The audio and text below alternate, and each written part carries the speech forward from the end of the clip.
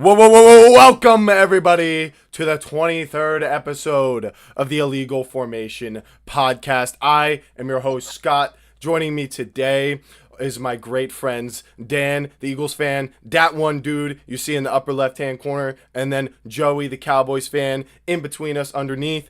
And pause. He is the Cowboys fan, as I mentioned, and today we got top 10 Tuesdays. Top 10 Tuesdays. For week 14 It's after Wednesday. Thanksgiving. It's Oh, wait, Wednesday, it is I know, Wednesday. but this is the top 10 Tuesdays episode. Thank you for correcting me, Joey. Top 10 Wednesdays. So, we're going to get right into it today, guys. It was a crazy week of football. This entire NFL season has been crazy. It's such a mixed bag. So, who you put in this top 10 list, you are sure to have some people disagreeing with you. So, who wants to start it off? Who wants to read their list first? Dan, Joey, who wants to go first? Scott, I want you to go first. Oh, I'm going first this time. I can't dodge the bullet. All right. We gotta change it up. I'll go first. All right. You should all see my list on the screen right now. I got the Chiefs at 10. I dropped them 8 spots. It's just looking kind of rough for them right now, whether or not they will actually make the playoffs. I don't think they're a terrible team, but I have to drop them. Number 9, I got the Eagles. It's the same situation.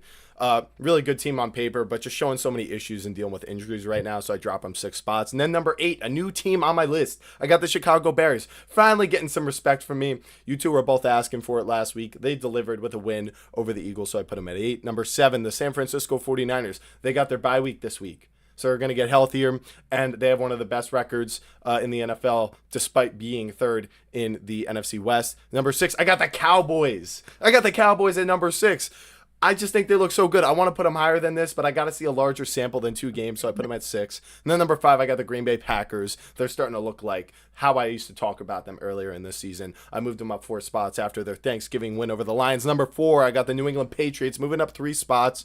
They just keep rolling. I dropped them a little bit because the injuries had me worried. At least against the Giants, they looked like it didn't really bother them. Number 3, I got the Broncos. They just keep it rolling. I understand that was not a pretty game versus the Commanders, but they've been doing this all year. So I move them up 3 spots. Still believe in the defense, but I believe in number 2, the Seahawks defense, even more. And they're also moving up 3 spots. As you can see, a lot of these teams moved up 2 or 3 spots because of the Chiefs and Eagles dropping. But number 1, I have my flag firmly planted on this Rams team. They're not going anywhere for me. This Panthers team that they lost to has done this all season. Joey's not happy about it. So Joey, why don't you go ahead and tell me and the audience? The Glaze. Yeah, why don't you tell them where do you have the Rams and who is your number 1 team? Your list is now on the screen. I'll start off with my honorable mentions because I have a lot of teams I like that I couldn't rank in the top 10 because there's a lot of above average, I guess you could say, or I guess average teams. I like these teams. I figured I should talk about them. I got the Jags on there, even though they're number 1 in their division. I got the Chargers, I got the Panthers, I got the Cowboys, Lions, Bills, and Bucks. No particular order, but now to the top 10. Number 10, I got the Colts.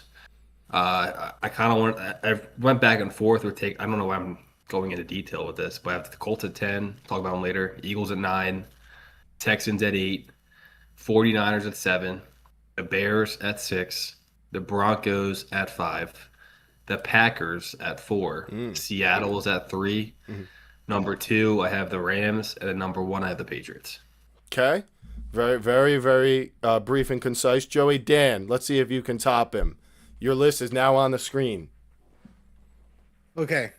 Scott, I ain't gonna catch you. I forgot because I remember I told you this over the phone and I didn't write it down. So currently I am waiting for the next couple seconds until the John updates onto my screen. Give me about 20 more seconds so that I could actually see this, John. You know what I'm saying? Hey, Yeah. Listen.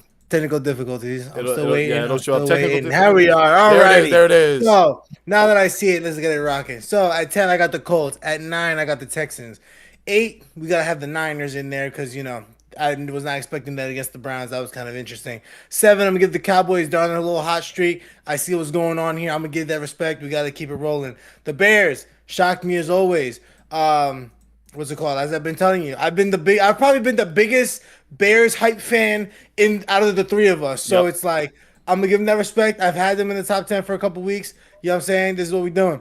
Next, 5, the Packers. They moved up. They, on a little hot streak. They went up against number 9, not even number 9, Brosmer. That's what they went up against, okay? But they balled out like they should have. Then Eagles at 4. I didn't move them. I can't move him right now, and I'll explain later. Then we got the Rams coming at 3. We got the Seahawks coming at 2, and of course the guy, the man that Joey has been hyped for all year. This is the Matrix, and he might be being the MVP this year. So I gotta have the Patriots at 1. Great, And great it's a name. shame, and it's a shame. You know why? Because we wanted to get rid of the Chiefs dynasty, and as Thanos said, where did that bring you? Right back Right to back me. to me. So this is where we're at, chat. This is where we're at. So that's Careful my what list. you wish for. All right. Now the lists should be remaining on the screen for everyone to look at in small fashion.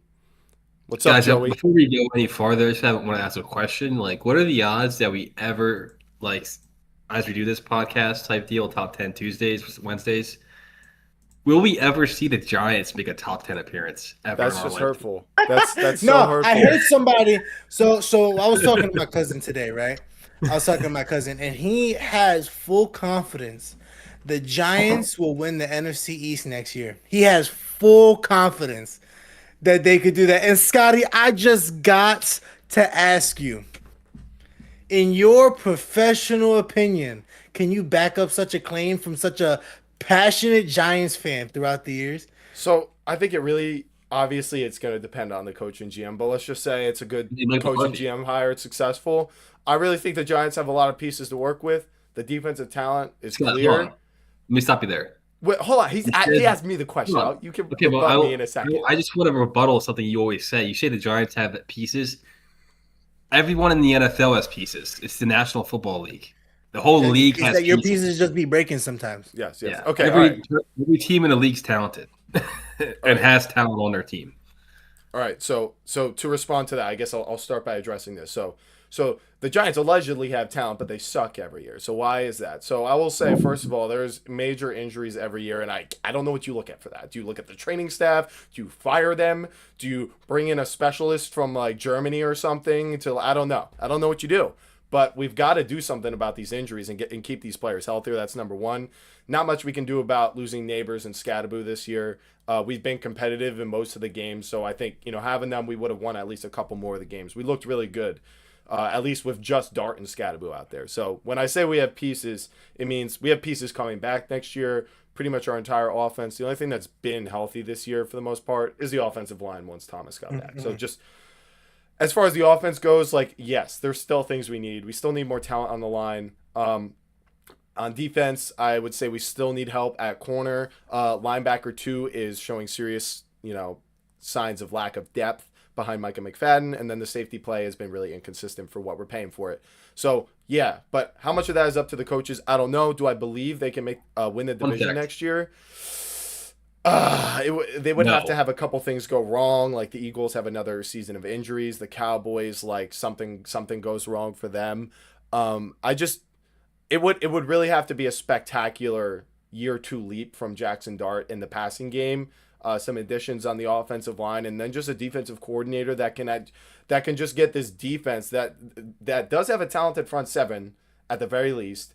Get them to be an average unit. Let Dart win the games. I think the Giants can make the playoffs, winning the division. NFC East is looking really tough moving forward. So honestly, I'm not going to project that in any way. But make the playoffs and have a good season, I totally think it's possible. But I say this every year, but the biggest thing is we have a quarterback that should attract a coach. I do very much believe in Jackson Dart. So that should answer that question. But this is a top 10 Tuesday / Wednesday list. Let's forget about the Giants and Joey's very vicious stab at the team I hold very near and dear to my heart. And let's talk about some of the teams that are actually on these lists, such as the Eagles. This isn't a planned question, so I want to get right into this. Unless if Joey, can I add on something real quick? What's up? I gotta add something on. I just wanted to point out to you guys, Danny, did you know that the 2-10 Giants have the second most expensive defense in the NFL?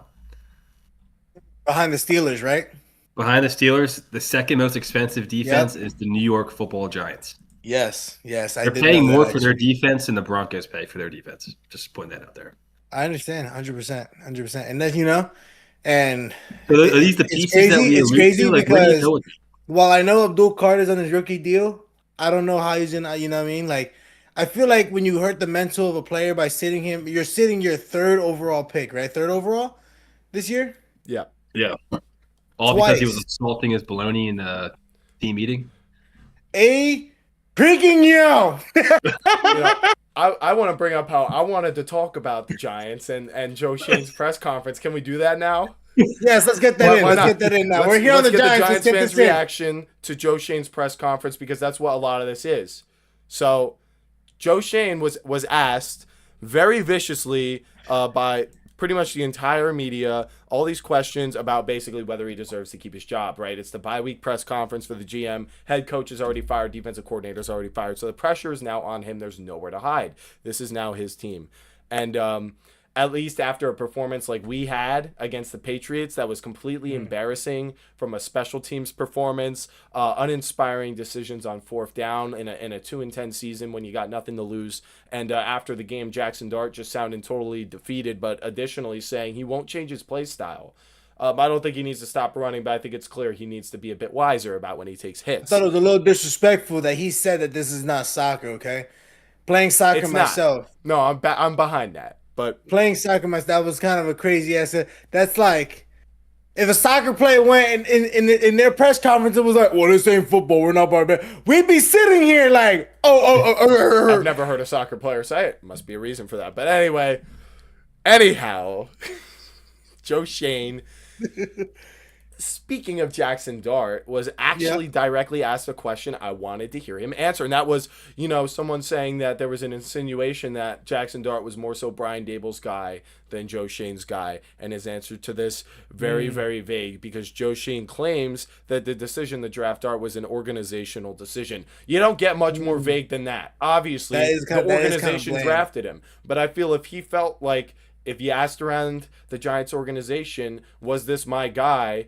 And the answer was yes, he would come out and say, yes, it was my idea to draft him. I'm the general manager. But no, he kind of doubles behind the organizational idea, and it didn't sound like an answer he was super confident in. Someone asked him, why does he deserve to be the one to see it through with all the pieces and alleged talent that, is questioned by some but acknowledged by many. But then this is, I guess, he just says he'll control what he can control. Is this Giants Nation show?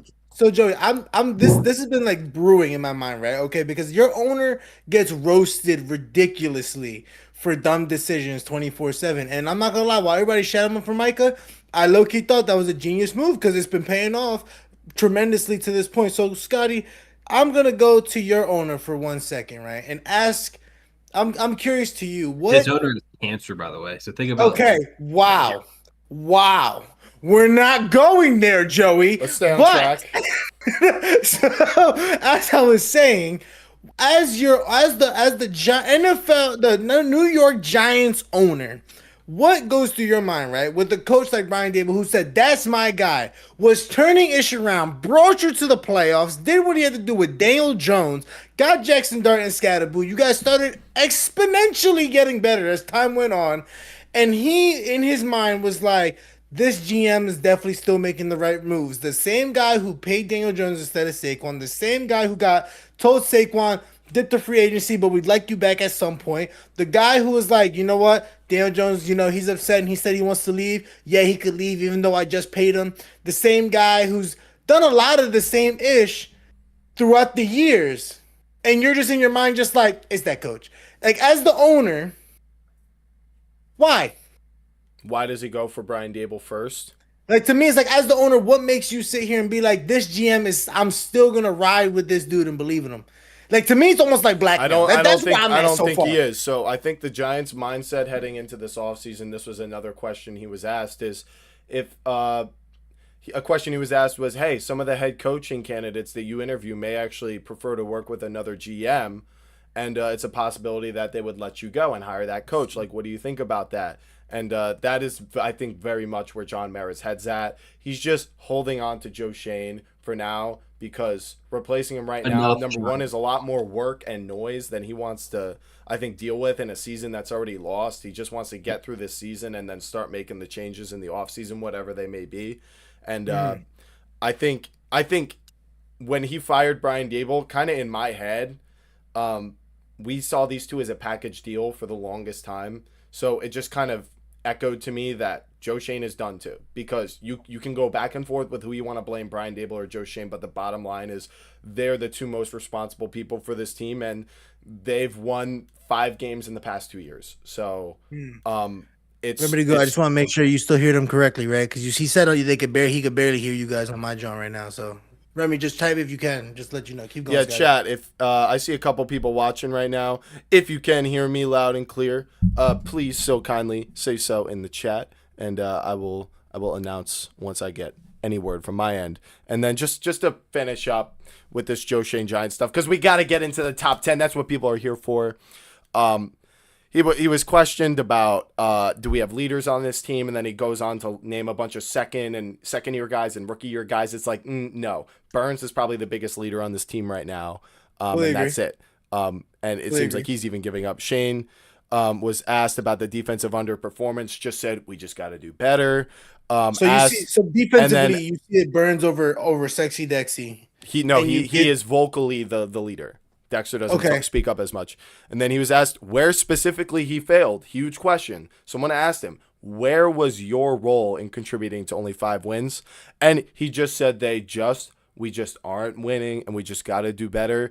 To me, there was not much accountability here. It was just kind of him saying, I think this is an attractive position for a coach, which is probably like the closest thing he had to a good answer, saying, I did my job. I put a good team on the field. That's his opinion, right?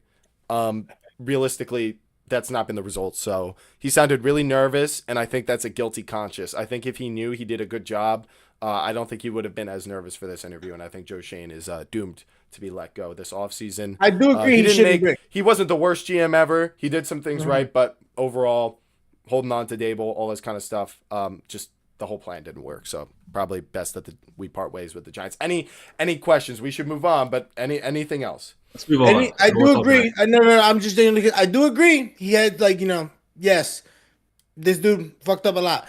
But my question to you, Scotty, because there's been times where the Giants have come up and have picked up players, and you have said that person's really good. That person's really good. One, Blake Martinez, you were absolutely agitated about him, but he was extremely consistent in a lot of the plays that he was doing. Dexter Lawrence, you've been big on him. Brian Burns, when he came in, you've been big on him. Kayvon Thibodeau, you were hype as hell when he came out of Oregon. Evan Neal, hype as hell. Andrew Thomas, hype as hell. Mm-hmm. Saquon, all these dudes that Thomas he was a Dave Gettleman guy, but continue. My fault. But what's it called? Then you guys got Flott. You were big on him when he first was coming up through the ranks and everything. McKinney, before you got rid of him, you guys got excited about that trade. Then what's his face? What's it called? Banks, when he first got drafted. I know you were so to me it's Joe Schoen, is he lying a little bit? Because you yourself were also excited for a lot of these picks that he made. I think he's acquired talent, but I don't think he's got a good eye for how that's gonna work with the coaches, and I just think he's acquired some good players. He traded for Burns. That's a great trade. He's a great player. Extended Dexter Lawrence. He signed the offensive lineman in free agency. But I think anything outside of player acquisition, such as managing the roster throughout the season and the special teams, replacing guys, filling out the depth throughout the season and before the season, having the coaches, having them coordinated and cohesive with the team. I don't think he had enough oversight over Dable, because when the news came out that Dable was soft on the players, it should have been Shane coming down on him saying this can't be how we run our organization. And I think it's just all the stuff in between has what's called the lack of progress from some of these players and the failure of some of these players. And then some of them have just been straight up busts, like Evan Neal and some other names. So that's how I answer that question. But I think that's enough about Joe Schoen and the Giants and how bad they are. Joey, thanks for jabbing me. We are here because of you now. But anyway, let's move on to the top 10. Finally, we're going to talk about it. Joey, since you can't wait. Actually, no. Excuse me. Let's talk about this what do we want to talk about? Eagles, because I don't have them on my list very high at all. I have them at 9. Joey doesn't even have them. Dan, you refused to move them after they lost to this Bears team, and I'm curious why that is. I have them at 9. Oh, you have them at 9? He have them at 9. Oh, excuse me, I didn't see it. So we both have them at 9, but Dan, you didn't move them at all. Me and Joey both dropped them at least 5 spots. So Dan, why did you not drop them? I can't budge the Birds because one, like when you're the champions, I feel like no matter what in the situation, like you go into the playoffs again is different football. The momentum that you could drive off of, we're going into the last two games versus the Commanders, and we're gonna play what an injured Commanders team. Is there a chance that we can split with them? 100% sure. You know what I'm saying? Gonna sweep. You said what? The Commanders are gonna sweep. That is a crazy take, Joey. They're I gonna get definitely, yo, swept. we should definitely put $10 on that, Yeah. Okay. Joe. But back to what I was saying beforehand, like the only games right now that I know, like are big for me. Like, see, I want to see what the Chargers look like because to me that's a decent size AFC opponent. Then we play the Bills at some point, and we're playing the Raiders, which to me it's like that Raiders game. It's one of those games where it's like you play to a certain standard. For me, right now with the Birds, it's like they're in their head. Things like I said, is either the drama's gonna die or it's gonna continue to roll and just get bigger and bigger. This last game, like what's it called? We just couldn't get anything rolling. But now there's talks about is Patullo gonna go into the box now? Is he gonna stop being on the sideline? Are we gonna get a different play caller? But it's like those decisions are being made this week. So it's like I'm not gonna move him until it's one of those things, for example, where it was 2023 we made like drastic changes. I'm talking about having somebody else completely call the freaking like the whole scheme and The everything in defense between. and You know what I'm saying? But it's like we had a whole different man call the defense when the defense wasn't really the problem. Now it's the offense. Sirianni's called in the past. You know what I mean? When it was the first year when it was Shane Steichen and him, it was fraud. Sirianni calling the plays. And yeah, I know, Scotty. I know I know. I get it. Okay. But then the 2022 season, he comes up, and guess what? Shane Steichen calling the plays, brings us to a Super Bowl. So it's like, it's for me for the offense to be having the issues. I'm less worried about the changes and things that need to be done to get us in the right position compared to the defense. Because again, defense wins you championships, and the defense has been astounding up until that game that we just had against the Bears. But let's be for real here. Ben Johnson is an absolute offensive guru. Everyone's been saying that. Everyone's been shocked by how the Bears are. I have been the only person probably in this chat that has been hyping the Bears up to this point. And guess what? They played my Birds, and they played to the expectation that I thought they were going to have. That they were able to go and run the ball extremely efficient, but also Caleb Williams was probably the most confident I've seen him play all season. It was like this kind of ball, like this kind of player that has been flustered through the Steelers defenses and the Lions and the Vikings in various different ways, went into Philly and was able to play with such poise and confidence that he was able to do what he needed to do, lean on his running backs and make the right throws. So, and Ben Johnson made it extremely easy for him. Great talent around him. I can't hate that. But the Eagles at this point, it's like we've been here before. We've been here when what's it called? In 2023, we had a slump. We had a couple slumps. Nobody thought we were gonna make it to the Super Bowl. Then we found that we found it. We found 1, 2, 3 games stretch where we were cooking teams by 30, and then we rode it all the way to the Super Bowl.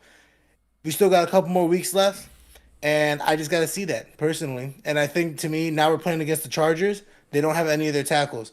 Phillips and Smith should have a game. Yes. If they don't, questions are going to start, of course, brewing in my mind, of course. But the Chargers defense is still the Chargers defense. So, like, they're still pretty solid. It's gonna be defense. the same way both ways. You guys don't have Lane Johnson. Exactly. All right. So now, So you're saying you have more confidence that you guys have fixable issues like I still execution think and things of that way. all this is still fixable. This is not like when it was the defense where everybody was getting flustered and linebackers left and right were getting hurt. We had Nick Morrow as our starting freaking middle linebacker.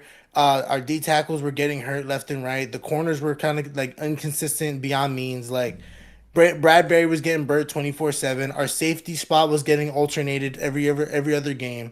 Like the only dude that was out there was Byard 24/7 at that time during 2023, and our our small safety was absolutely like rotated 20. Like nothing was consistent throughout those years. But now it's like we still have those same players. Nothing's changing in terms of the roster. Now it's about the strategy, the experience, and who's really calling it. And Nick Foles brought up a good point. Patullo, throughout all of his tenure on the Eagles, has called plays from the box, being able to see the formation, being able to understand that now you're calling stuff on the sideline. That's a different. I'm talking. That has to be a different form of experience and comfortability. I'm not even bullshitting. That's like straight up for real. Like seeing it from the sky, like from a bird's eye view, to be able to see the formation and what they're running and having that comfortability to do that stuff. Like, and you have to go down to the field. There's a reason why Fangio hasn't changed that in the years that he's been there, and we look at him as such a amazing defensive coach after the performance he played last year. So it's like now that Patullo's switched up, we're gonna look at him and be like, "Oh my god, what the hell?" Which I get it. You have the Eagles roster. You should be able to do it whether it's in the box or on the ground. You should be able to figure it out, especially in a professional setting. But I'm just curious to see what those changes look like. But I still believe in them. Joey, why did you move the Eagles down compared to what Joey, you said? why did you drum roll as if this was a joke? Well, Danny, I can respect you leaving the Eagles where they are. I can see them flipping this around. I mean, they have pretty good odds to win a division still. I mean, you guys would really need to collapse to not win a division. And I feel like this offensive coordinator thing is a little bit overblown, I think, when you watch the game. Oh my God, I know what you're gonna say. A lot of guys do. There was about 3 or 4 plays where I'm not lying to you, 2 or 3 guys were open. Yes. And Hurts did not throw that motherfucker, bro. I'll be for real. Yeah, that was true. I think a lot of the times there's a lot of open receivers, and then Hurts is just not reading the defense well. He's just like quick to get the ball out, or he's like a one read guy, just not letting these plays develop. And I kind of don't understand how you watch the game, you see how these guys are open, and you walk away from it blaming your offensive coordinator. I think that's kind of a terrible take. But yeah, I mean, I respect the Eagles enough to keep them on my list. I don't have Dallas on my list, so they are my number 1 NFC East team. So yeah, I mean, but just to add to that, day, like you know. Scott had the Eagles top 4 team. I guess I did too. And he dropped them all the way down to 9 after a little 2-game skid. But what doesn't make sense to me is how the Kansas City Chiefs keep recirculating in this top 10 list. They are 6-6 and so far down on the playoff bracket for the AFC. I saw a percentage, Joey. If the Texans beat the Chiefs, it's the over. Chiefs have a 12% chance to get to the playoff. This was this man's number 2 team. We're not talking about the Chiefs right now. Yeah, but we'll get there. We'll get there. We'll be back. We'll be back to this, Joey. Remember this. Hold this, because I got issues for that too. Hold on to it. We got to focus on the Eagles, and I will say I see what both of you were saying. I think I agree. I still have the Eagles on the list. I think they can turn this around. It depends on a lot, though. It's depending on what game you think is going to be. What game are you expecting? It's not a game. It's when Lane Johnson comes back, because he gives Jalen Hurts. I think this Chargers game is a big game. It is a big game, but honestly, if the Eagles win the division, I don't really think most of the rest of this regular season matters, because a lot of these guys who are hurt, that it's killing them that they're out, like Lane Johnson, it's like having him back. The splits with and without Lane Johnson over the past 10 years for the Eagles quarterbacks is pretty insane, and it really goes for most quarterbacks. You lose your left tackle, things are not going to go as smoothly. And it's pretty clear with Hurts that he needs that. He's just like anyone else. Lane Johnson's really good. If he can be healthy when he comes back, 100%, and he's in the playoffs, I think they will be closer to a top 4 team. But the way Dallas looks right now, I think they look like a better team. And honestly, if the Eagles got Lane Johnson back, they would still just kind of be what they were earlier in the season. I think this version we're seeing of Dallas is better than what the Eagles have shown us all season. So, Scotty, by the way, Lane Johnson is the right tackle. Excuse me. When you lose your best tackle is really what I should have said. But yes, that's kind of my view on that. I guess before we get into our 3 main topics, do you want to dig into this Chiefs thing? You guys want to rip into me about this? I'm open arms. I think a more interesting question is how both of you guys have Dallas in your top 10 and I don't. I think that's kind of funny. Yeah, Joey, why don't you have the Cowboys in the top 10? I think they're pretty clearly one of the 10 most powerful teams right now. Because when you look at the playoff bracket right now, they are currently sitting at 9. They're behind the Lions. So it's like, how can I put a team that has a uphill battle like this into my top 10 list? It's the same exact formula I would give you. Are you expecting the Cowboys to crash? No, I honestly, I mean, I do expect them to continue to win, but I'm not going to just crown them. I want to see them do it. There's too many times where I've crowned them previously and it fails. So why would I go ahead and get ahead of myself? That is usually Cowboy syndrome. Not Yeah. to take a shot, but that's just usually how it be. Luckily, I think in all my years of knowing you, you never said that this is our year. I'm not gonna lie to you. Um, so like I do give you massive, massive respect for that 100%. As a Cowboys fan. So it's like, I guess for me, my overall like thoughts of just like how everything's been with the Cowboys in terms of just the offense as well. Like I feel like CD and this I'm just genuinely curious because I remember having this conversation with Scott, but I don't think I've ever had it with you yet. Like CD's like consistency and like dropping the ball, but then the moment he'll catch and he acts like he's like the It's number only the one. Like Eagles. like Say that. I'm overall like I guess for me like I'm overall curious, right? Like, why do you feel like CD still thinks like he is like the guy He is the in guy. the Cowboys? I'm not over Pickens. You're saying that right now. Like you would say, like I Well, said when you right get now, those like paychecks, Pickens they'll tell you Pickens is the gonna want money. Pickens is guy. gonna want money. Yeah, and Pickens will get his money because Dallas has plenty of cap space because they traded away Michael Parsons. That's how that whole thing worked out. So they're going to be able to pay Pickens, How and if many they years don't, has Quentin Williams got in his contract? he's under contract for at least another 2 years. I would expect a extension for him, and then they can just restructure that money, whatever they need to do. They're going to be able to restructure Dak this offseason. They're going to be able to restructure CD. It's going to open up like $50 million on top of being able to cut Trayvon Diggs. That's like $20+ million there.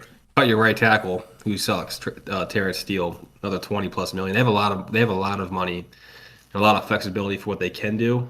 Mm. So I'm interested to see. I think they're going to be aggressive in free agency as well. So I think this is going to be a big offseason for Dallas, regardless of, as we talked about around the trade deadline, no matter what happens this year. So they I can go on this run.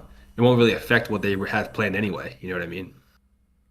I think they are talented enough to win now, but I'm not going to say, hey, this defense is magically going to, I guess they did beat the Chiefs, they did beat the Eagles, but I don't know. I just have a hard time.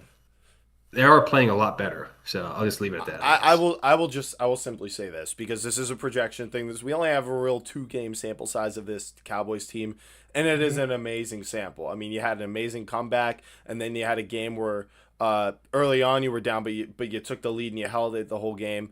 And the thing that I kind of want to preface is it's like we're not talking about what we're seeing from this Cowboys team and how it's unique compared to what the rest of the teams in the NFL have. They might have the best offense in the league right now. It may have been Yes, that way all year when it's fully healthy, but it now they has been. actually have like an average defense. Like the Rams offense operates at a very like efficient and reliable level, but I don't think they have quite the same explosiveness that this Cowboys offense has and unstoppability. And what I saw at the end of the game that really drove it home to me that this Cowboys team is so real is the Chiefs couldn't they had when they needed it more than anything. They couldn't stop this Cowboys offense. They punted it back to them believing that they could stop them and get the ball back and then have a chance to win, and they were wrong. They were wrong. And you saw it. It was slant to Pickens. This Chiefs defense, they can't answer him. They have enough in the run game with Williams and the run blocking. Like this is a very complete football team McDuffie got with looked one of the small, bro. with a border. I'm almost ready to call Dak a top 5 quarterback. I almost am. I'm He is. almost ready to say him and Stafford are almost the same. I still would probably give the edge to Stafford, but he's in that kind of second to best tier. I would put Dak and Stafford in it by themselves right now. And all the guys above them, Lamar, Allen, Burrow, Mahomes, don't have the team right now. So I look at Dak and I look at Stafford and the teams they have, and I say those 2 teams had the best shot. It's just the fact that Cowboys sample size isn't bigger. If it was bigger, I'd have them as my number 2 team. So I understand it. You guys want to see more. I feel like I've seen it, and I don't care as much about the whole playoff outcome stuff because I'm just kind of thinking more like if all these, like how many teams do I think could beat the Cowboys right now? Like I don't think the list is very high. I I don't think I anyone. I don't think think they I'd can pick play many. with anybody. Huh? I think they can beat anybody. So how I No, feel. but who do you think would beat them? Not Ken. You know what I mean? Like, could I you would have really said name 10 teams the that Eagles would would have beat beat them. them? I think the Chiefs would have beat them. None of that happened. So I don't know now. At this point, I don't know. Yeah, I do think I think these like teams like Seattle could be tough because of their defense. I think teams like I think Denver Johnson as was out that well. second game, I think, right? I believe, right? It was Fred Johnson. Yeah, Fred Johnson was the one. Yeah. Yeah. The two toughest teams that I've seen Dallas play was the Broncos because of what they could. Part of that was that they could do whatever they want on offense because that's how bad our defense was at the time. at the time. So we couldn't compete with that, but their defense was really good. And then the Bears blew the doors off us as well. So, but now looking back at it, those are not two bad losses now when you look back at it because those are two good teams. Right. Yeah. But I also think now if we had Quinn and Williams and like what we have now on defense, we could have competed with them. It wouldn't have been a blowout. So I don't know. It's tough to say. I don't want to project, but if they can make the playoffs, I think nobody's going to want to play them. I don't really care. I don't care if they're home. I'll agree with that. I'll Yeah. agree with that. Yeah. Even though right now it's looking like right now, especially like if you guys don't win the division, like I feel more comfortable the Cowboys playing away than if the Cowboys had to go and play at home. Whoever that away team is, yeah, I'd probably shit bricks a little bit. I can't lie to you. I wanna mention one more thing that actually is very key to me for this. This is the X factor. And it's a very real life thing, and that's the fact that what this Cowboys team went through earlier this season with Marshawn Nealon truly must shake at least 80% of these Cowboys players to their core. And these NFL players, they're working for money. They're working for the love of the game. But I would be willing to bet that, most of them are not like genuinely giving 100%. They're probably like somewhere in the 80 to 90, 95% range. I truly believe you're getting 100% out of this Cowboys team right now. I really believe that. And I think that really matters. Every second of every day in the week of preparation leading up to these games, you can see it. You can really see it. And they're playing hard and they're playing very cohesive. And that was at that end of that Chiefs game. It's not easy to just pass the ball when you need a first down to end the game. Like that was very, very impressive to me. And I just think they're on another mode right now. And that's why I kind of have the faith in them. So. They were able to convert a lot of like third and longs too, where like you'd be down and out. They're able to get first downs out of that. They're really good. I'll say that. But what was I going to add? The playoff picture is it's gonna be shaping a lot. It's gonna be a huge shift tomorrow when Dallas plays Detroit. Whoever wins that game has much greater odds to make the playoffs. It's gonna shift by like 20 or 30%. I think to me it's gonna show who wants to be in the playoffs more tomorrow. Yeah, I think it'll be the Cowboys. That's in Detroit, if I'm correct, right? I don't know. I forget where it's at, but I think this is a personal game for Dallas only because of what happened last year. If you guys remember 2023, there was like the thing with the Lions where it's like the man didn't report eligible or whatever happened there. They lost that game. Oh, yeah, Skipper. Then, yeah. Yeah, they talked about it the whole offseason. It was such a huge deal leading up to the following year last year. Then they were stat padding on a bad Cowboys team, beating like 40-something to whatever. Absolutely killed them. And that was like their Super Bowl. And now this year, I feel like a lot of those players, I mean, Dak didn't play that game, but I think it's going to be a personal game for Dallas. I think every game's personal for Dallas, though, so we'll see. I'm expecting to see the best, though. So that's what I'm expecting. Part of what could be a problem, though, is what, we have the run stuffers now. We got the outside zone could be an issue. That's what the Lions are pretty good at. I will say their offense is a lot more bland than it was previously under Ben Johnson. They like to run the ball right behind Penei Sewell, so that's something to look at. Jadeveon Clowney's going to be questionable. He's going to be a true game time decision. He was banged up from the Chiefs game. He had 2 sacks that game. So he's a huge player for us, so we need him to play. I think he will play, but he will be playing hurt. So we'll see what happens. All right. Also, Amon-Ra's probably out, I believe. Yeah, and he won't be 100%. Like I said, they're gonna lose. I don't think they win. I say it with my chest, with full confidence. The Giants. I say because J-Mo is gonna be the only guy there, and then right after J-Mo could be a problem. It's gonna be Tesla. It's gonna be what J-Mo, Tesla, and Laporta's not playing, so I don't know who. Yeah. So their run blocking from the tight end position is also compromised to go along with Amon-Ra potentially not playing, and they're just overall not as good of a team as they have been. Yeah, offensively. I think so. We're gonna see a heavy load from Gibbs and Montgomery, and J-Mo basically is what I'm hearing. I don't think they're gonna be able to run the ball. Don't forget about Brock Wright, but anyhow, I think that's enough about the Cowboys, and I want to talk about a discrepancy in our lists. Just 2 weeks ago, we all had an agreement. The Rams were the best team in football. We all agreed. We all felt this way. But then now, both of you don't feel the same way. Yeah, I am the one who's still stubbornly keeping the Rams as my number one team after their loss to the Panthers. Shawn Michaels meme? Huh? Oh, The no. Shawn Michaels meme? Whatever you're saying, no.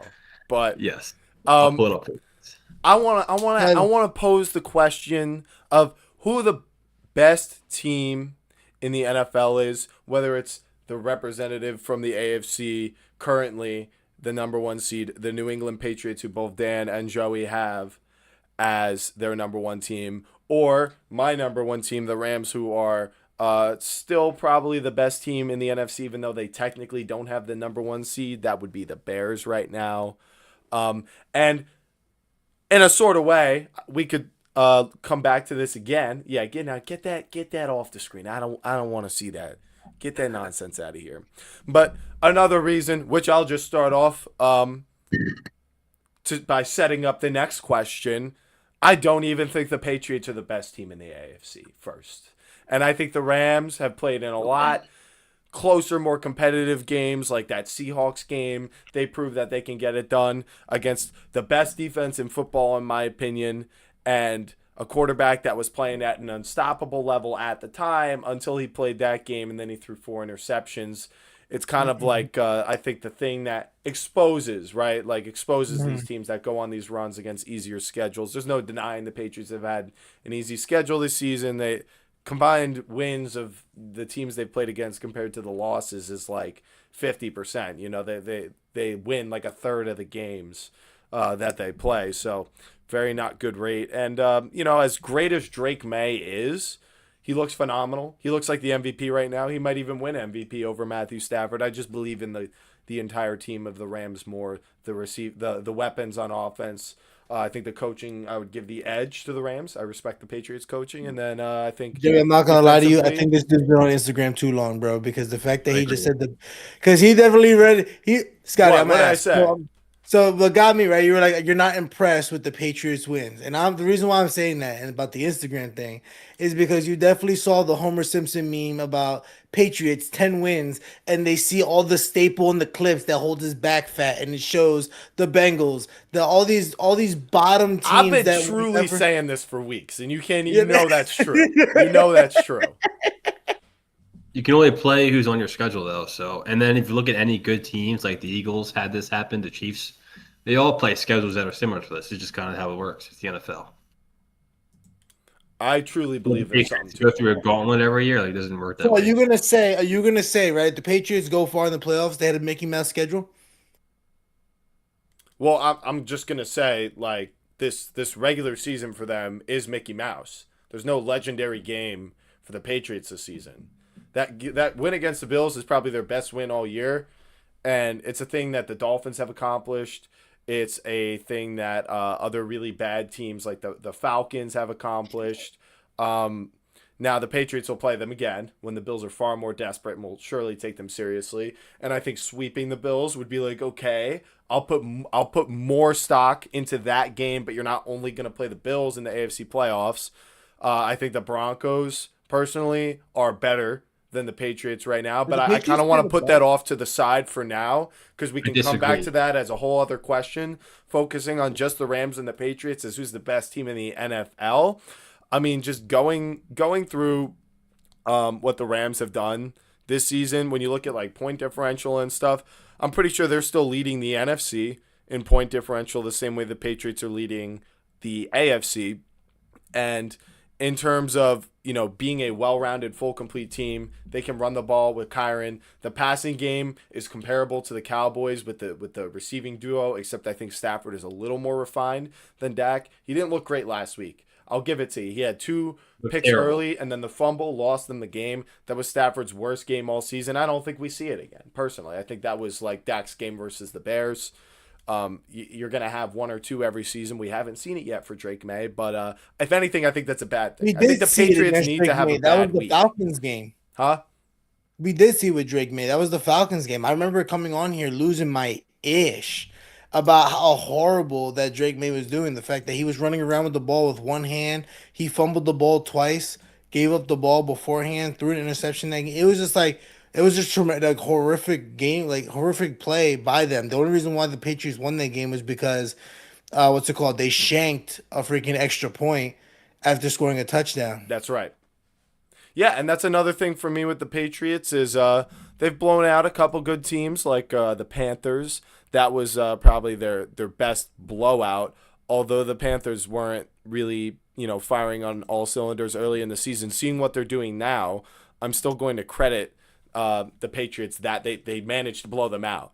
But this is the stretch to me that I'm most concerned with this Patriots team, because if we're talking about they're the best team in the NFL because of their record, well, let me show you their record in detail. You beat the Saints by 6 points. You beat the Titans by 2 scores. You beat the Browns by 2.5-ish scores.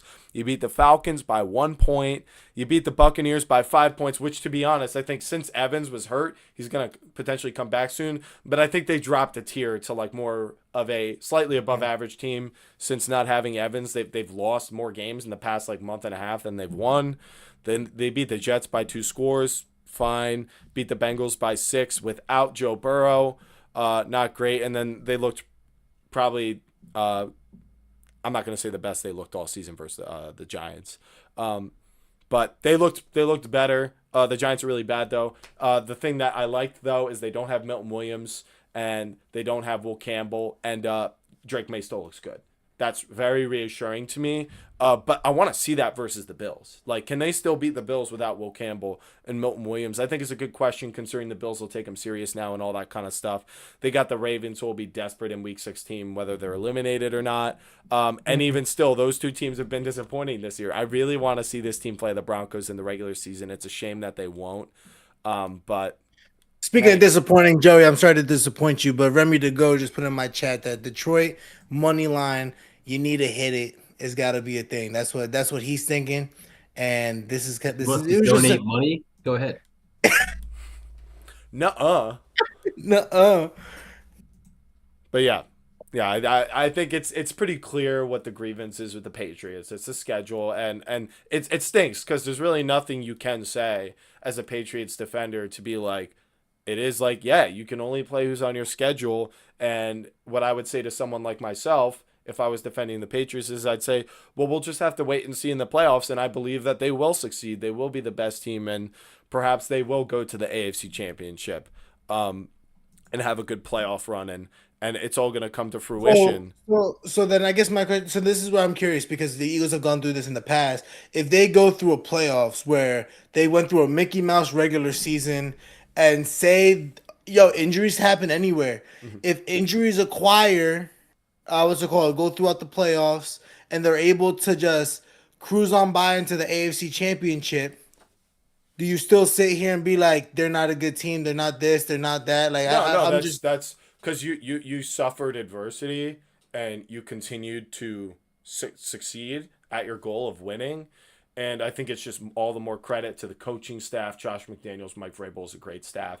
More credit to Drake May. Obviously, he's been phenomenal this season. I just want to see it against like 2-3 consecutive opponents that are very good, because that's what the playoffs is. And that hasn't happened once in the regular season schedule. It just happened for the Cowboys the past 2 weeks. It happened for many teams at some point this season. It hasn't happened yet for the Patriots. If you don't play 2 or 3 consecutive games that are highly competitive in a row, you're not going to have that feel of like that, this is a real challenge. It's really going to pull the best out of you when you're going through that, and you'll be prepared once it happens again in the playoffs. But if it doesn't happen until the playoffs, you're rolling the dice of what's going to happen.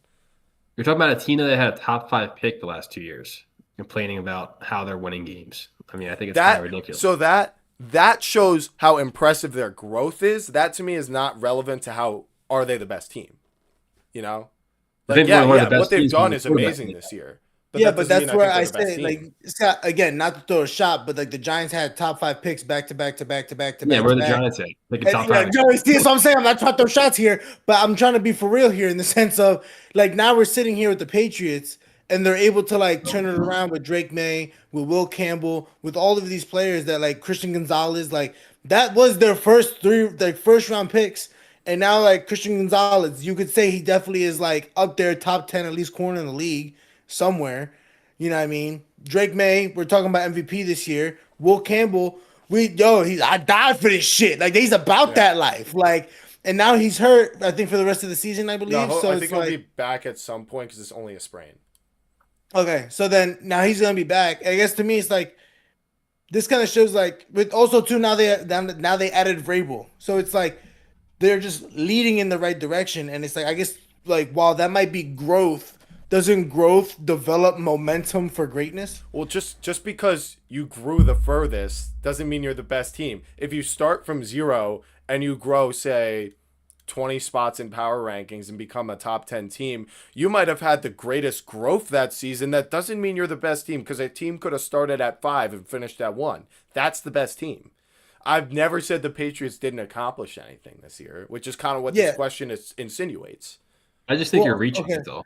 The reason why I guess I get that is like I get where you're coming from, but the reason why I feel the way I feel is because 2015 the Eagles had Sam Bradford, absolutely did dog water. Then we get Carson Wentz, we start him, and then 2017 we win a Super Bowl. While I'm not saying that the Patriots dynasty is gonna just come out of nowhere and Drake May is gonna just win a Super Bowl, I'm saying that like it's been shown in recent history that while growth may come in such short time, you're able to be Could they continue to grow? Either continue to grow or just shock all of us and absolutely just dominate the AFC, go to the Super Bowl and shock one of these NFC teams, especially your number one. Yeah, I mean, the Patriots are my number 4 team. Like, I have them up there. I think they're going to be really good. I just have more faith in a team like the Broncos where I saw it last year.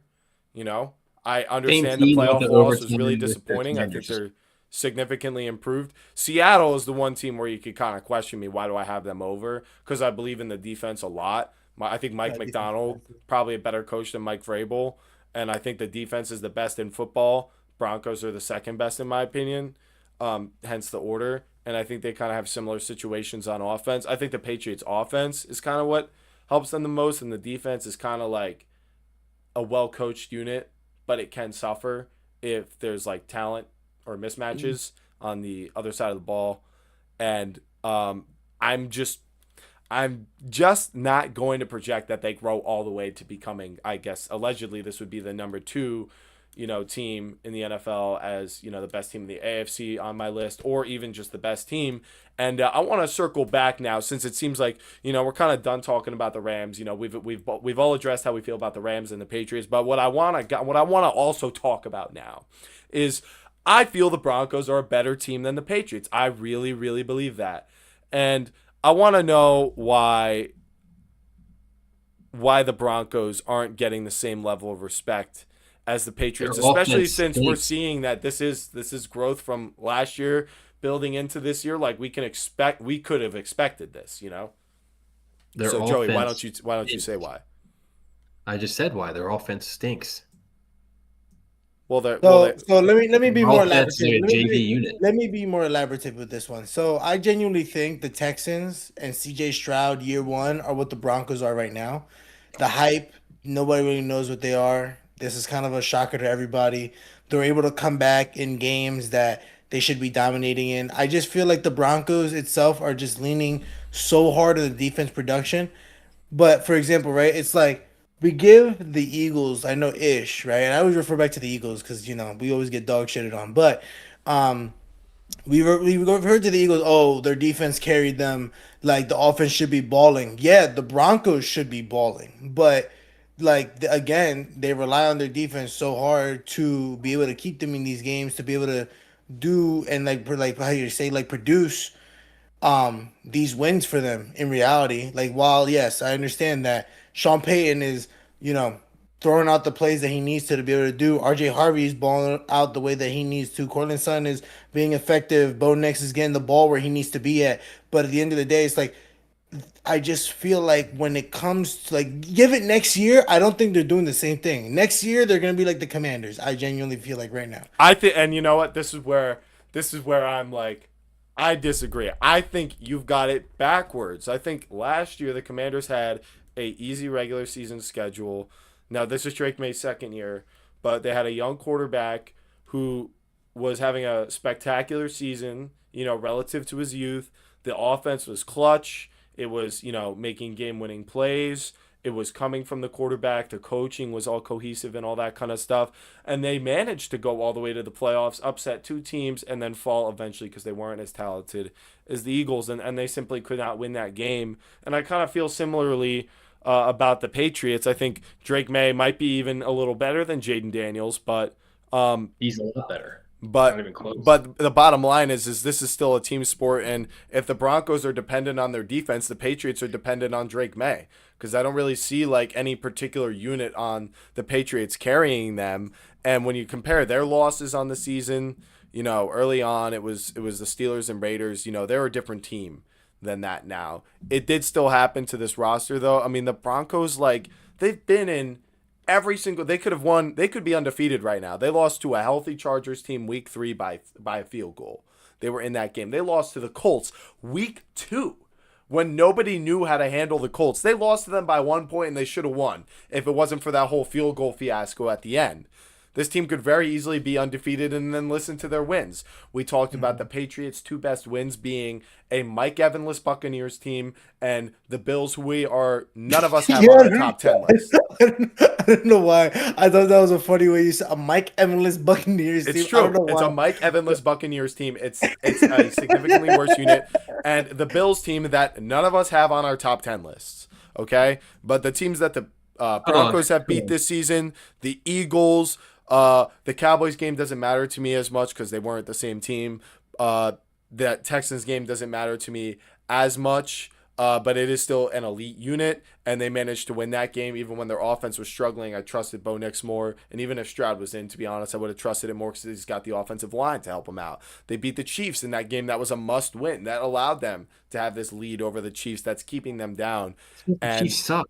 The Chiefs have played the Chiefs and the Broncos have both played a much harder schedule than the Patriots, and are seeing a 11-game sample of the Patriots playing a bunch of bottom feeders, and you're trying to tell me that they're the best team in the NFL, whereas the Broncos have played the Eagles and the Chiefs and beaten them both, the 2 defending Super Bowl champions. But that's not enough for you. It's about the team. I understand. I think they made tremendous strides, and Drake May is great, but as a team, I can't not look at the Broncos and say they're better. Personally. But my whole thing with the Patriots being better than the Broncos is Drake May is a significantly better quarterback than Bo Nix. Bo Nix is the AFC version of Jalen Hurts. That's what he is. Wow. Yeah. That's who Bo Nix. Let that sink in, Scott. And that is a wild take. So, but Dan, what do you think about that? My thought. Genuinely. I'll agree with everything besides that freaking last part that Joey just decided to freaking throw for no reason. And I completely disagree with that completely. But what I do agree with is that if you gave Drake May, Cortland Sutton, if you gave Drake May the Broncos receivers or and Sean RJ Payton. Harvey and Sean Payton, Lord have mercy. That team would be monstrous. Yeah, I do agree with that. And I remember. And I think Sorry, go ahead. What are you going to say? Okay, I remember a similar conversation about two of the past 3 Super Bowls we've seen between the Chiefs and the Eagles. And we would say, Mahomes at the Eagles roster, they would never lose a single game. Well, why was Jalen Hurts, why was the better quarterback, Patrick Mahomes, not able to beat Jalen Hurts in the Super Bowl last year, Joey? And he got outstatted by him twice. Why did Jalen Hurts appear better? I don't believe it, but why did he appear better? Saquon Barkley? He's part of the team. They have a better team than the Chiefs, so they won. Okay? And I see this Broncos so team, and I see the same thing. I see Sean Payton and Vance Joseph. You want to call Bo Nix Jalen Hurts? I think he could be better than that. But honestly, Jalen Hurts won a Super Bowl. It's not impossible to win with a guy who just gets it done. So Bo Nix gets it done. Are you saying the Broncos? He's got X factor qualities, bro. Yeah, and he's pretty good on his legs. To be honest, he makes play extension plays pretty well. Drake May sucks, man. I mean, not Drake May. Bo Nix sucks. Clip it! Clip it! No. I will. I don't know how you watch the game like when against the Commanders and walk away and be like, yeah, you know what? This is the best team in the AFC. Well, We first saw of them on all, Sunday night. Sunday Night Football, prime time, and they were a 2-point conversion away in overtime, losing to the goddamn Commanders and Marcus Mariota. Yeah, it's pretty crazy. That's what's left such a bad taste in my mouth with this Commanders team or with this Broncos team. Well, you know what? That was embarrassing. You know what leaves a bad taste in my mouth? The first thing I saw from the Patriots this year, Drake May scoring 13 points against the Las Vegas Raiders. How about that? How about that? Yeah, that's good. Every team. This is my point. Every team has a moment like this at this point in the season, especially in a season. This moment like I'm talking about was 2 days ago. No, you are. I will fully give you this. You are 100% right. Recently, we're talking about week 14. So right now, what's been happening? What is all the growth led up to? Yes, it's disappointing to me that they still look like that. But I have this mentality in some way, shape, or form against every team. The Rams just lost. Let me go down my list. The Rams just lost. The Seahawks, I don't think they're better than the Rams. So I have the Rams ahead of them. The Broncos, what we just said. And then the Patriots, the schedule. What they have not impressed me. Oh my God, you're the MVP. You beat the New York Giants. Oh my God, the week before that, it was hold on, I'm pulling up the schedule. Excuse me. New York Giants, Joe Burrowless Bengals, New York Jets, Buccaneers. Okay, Falcons, Browns, Titans, Saints. Is that the worst? Is that the easiest stretch of a schedule in the NFL this season? And we're coming away from that being I'm not even going to say discredit it. You don't have to discredit it, but you got to come away from it the same way from the Broncos Commanders thing where you're like, that's not fully convincing me you're the best team because reason X for the Patriots, schedule, Broncos, you don't look great. So it's just kind of like, what's your, what do you choose? Do you project that the Patriots get there all the way? I think the Patriots could eclipse the Broncos this year, but it would have to be because Drake May truly becomes, what he's looked like, and he stays like that through the playoffs. My concern is that he's not going to have his best game of this, these level of games against 3 playoff teams in a row. Or 2. But Bo Nix will. Well, you think Bo Nix will be able to do that? I think he might be in a more comfortable position to do so. Yeah, no, you're wrong. You're just wrong. I can guarantee you the Broncos are a first-round exit from the playoffs, and it's going to be because of Bo Nix and the offense. That is good. Yo, I'm not going to lie to you. And if that happens, I'll write that shit down right now. If that happens. I'll write that down right now. I will say this. And can I establish this? For the majority of this top 10 list, I would say this is the year of like, I believe Cowboys. What I'm saying, but I don't have unlimited confidence that like the Broncos are like definitely going to hold this ahead of the Patriots. The Patriots could do something the next couple weeks against the Bills and Ravens and kind of change my mind, but it's just a year where it's like there's a lot of uncertainty. So I don't think I can come at you guys for saying this too hard and say it's so false, but because I understand what your points are. But I just think, like I said, I just want to put it out there that I think this is a year of not much confidence. And I will say for sure, this is definitely the only year that we could say right here we do not know who's going to the NFC Championship, the AFC Championship. We really have no certainty at all because all these super teams that we thought were supposed to just cook, there is none. Got freaking beat by somebody. 2 projections for you. They got one projection for the NFC Championship and one for the AFC. For the AFC, obviously, it's going to be Drake May and the Patriots. For the NFC, I got the Dallas Cowboys. Okay. I don't hate that. I really don't hate that. I think Cowboys-Rams NFC Championship is very possible. I trust Dak more in the playoffs than Sam Darnold. But they just got to keep doing it. You trust Dak, Dakota Prescott, more in the playoffs. I got a great video, Dan, for you. What's stopping Dak Prescott? I wonder who came up with that title. It was actually you. But anyway, you should watch it because I do a great job breaking down how exactly what Dak has this season is what he's never had in a complete fashion since his rookie season when they had to verse Aaron Rodgers and that Packers team. And they almost beat him. 30. And then every season after that, there's always been something missing or more than that. Run game, run defense, weapons. It's been a collection of things. So, yeah, I do trust Dak. It's not like he's never won a playoff game. You know what I mean? He has won 2 playoff games against the Seahawks. Stafford. Scott's favorite guy. Didn't he lose to Stafford? Wasn't it Russell He Wilson beat, he beat? he beat Stafford and he beat Russell Wilson. Yeah, Yeah. So, he bounced the Lions. oh, that's right. When he was on the lines, he No, Actually, I I thought they lied to played you. this. No, you're wrong. No, they played the Lions played the Seahawks He that year that they bounced. made Oh it. yeah, he retired Tom Brady and he beat Russell That's Wilson. right. He beat the Patriots and the Buccaneers team. That I think. I mean, they didn't look great that year, but they could have done something. But anyway, yes, I believe in Dak. I believe in the Yeah, he beat Cowboys. that Buccaneers But team, but man. yeah, I think what we're getting from this is that this is a You year retired Tom where Brady. You are blowing my ish with yeah, I know. that. If you, I think you can make a argument for a lot of these teams. But as far as Broncos Patriots go, my stance is the Broncos. I'm gonna stand by them. I'm gonna stand You're by wrong it. now. I can That's my team guarantee you right you're there. That's my wrong. I AFC can team. guarantee you. I can guarantee Hey, you listen, like I wrote it down. I wrote it down. Good, Broncos Danny.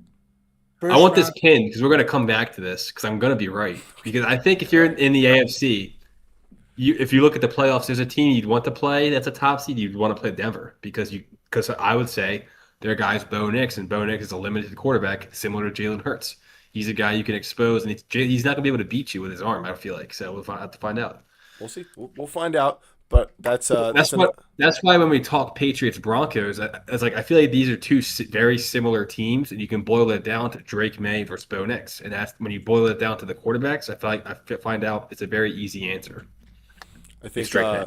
I understand the question, as Joe Shane would say, if any of you watched his press conference. But yeah, I agree with that logic. I just don't think that they're I don't think the roster's talent level is as close as you do. They are very similar wide receivers. The Patriots have a better run game. The Broncos have a better O line. I think it's significantly better. Patriots have a better quarterback, significantly better quarterback. And then Well, the defense, similar corners. I feel like the Patriots defense plays with a lot of energy, which I like. I think they're both well coached units. I think the Broncos have more Yes. talent. That could be fair, but they're both well coached units. I mean, what else can you ask for? I also said to your point, Scotty, how the Cowboys have a reason to play. A lot of those players on the Patriots team were either cut, released, a practice squad member, or a backup, and now they're all starters on this Patriots team, acting like because they have a reason to play for. Can we talk about how the Patriots rebuilt way faster than the Giants could? Okay, No, okay. no. Either we're How gonna the Giants, how the Patriots went from being like a dynasty to losing Bill Belichick, and then being bad for a couple years, and now they're back. You Meanwhile, just that whole time they went from a dynasty to like being trash, now being good. The Giants were trash that whole time. in a couple years where Jerry horridly fails to get Dak a ring in his prime, Jackson Dart will be better than Dak at that point, and then you'll be the one rebuilding. All right, Dak will be Jalen. What's his name? Jackson Dart will be a backup in like 3 or 4 years. that's craziness. He's having a phenomenal rookie season, but that's enough. That's enough. I've had enough of this question. I've had enough of these little jabs. I gotta change the subject, and because of that, we're gonna talk about our second to last topic of the day, and that is the Packers and the Bears. In the NFC North, they play this weekend, and the Packers are a half game behind the Chicago Bears team that right now has a narrow hold on first place in the NFC North and first place in the NFC overall. So what I want to ask you two is, who do you think is going to win this weekend? And who do you think will end up winning the division? Because as far as I can see, we all have the Packers ahead of the Bears, but I feel like there's been this idea that they are going to, they're ahead. They have the better record. They should hold on to this. The Packers have faltered just as much as the Bears this season and had their disappointments. What do we think? I mean, according to our lists, we're all in agreement, but I'm curious if anyone is having any second thoughts. No, there's no need to have second thoughts. I think what's facts is the Packers, they get hot, they have confidence, they feel like their shit don't stink, and then Toyota's on. all of a sudden, you know what I'm saying? And then all of a sudden, December hits, and they just forget that they have the playoffs. They forget that they have to keep up with the type of football that they need to play. There's going to be a team, and we're going to watch for the remainder of the schedule. I don't know which team is going to be, though, that they should be able to mollywop them. I feel like, to me, this Packers team that they played against the Vikings, we're gonna forget that they played against Brosman, okay? And they're gonna struggle or they're gonna have a hard time. And guess what? We're gonna be sitting here being like, well, what happened to the Packers? I feel like this is all smog. I feel like this is all like we're hyping them up. And yes, I have them high. Why? Because of the game they played against the Vikings. I'm gonna give that respect.